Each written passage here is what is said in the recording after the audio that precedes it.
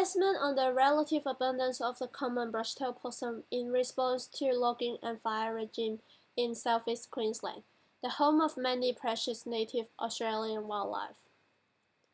Australia has a very unique fauna where many wildlife species cannot be found in anywhere else in the world.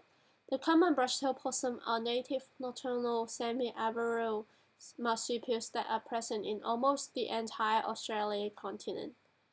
On the other hand, logging and fire control are significant anthropogenic disturbance agents in the natural areas.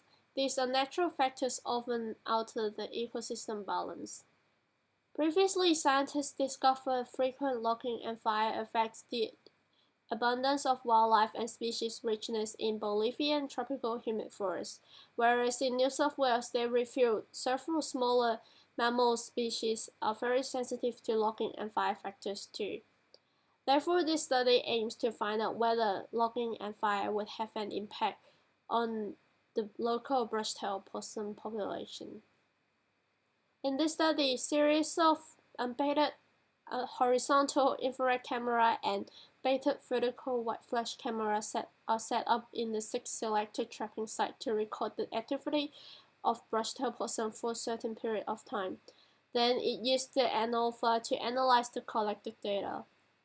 If the results show that the relative abundance differ significantly across sites, then it proves that logging and fire have a negative influence on this semi-arboreal marsupial.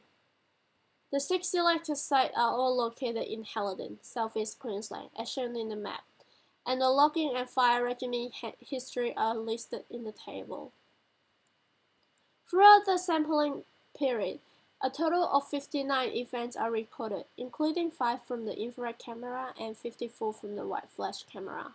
The data results show that the relative abundance of brushtail possum is exceptionally high in Site 1, Haggadon, and lowest in Site 4, Ergon West, while all other sites record less than 5 events each. However, the data were insignificant to show that logging and fire regime have an adverse effect to the local brushtail possum population.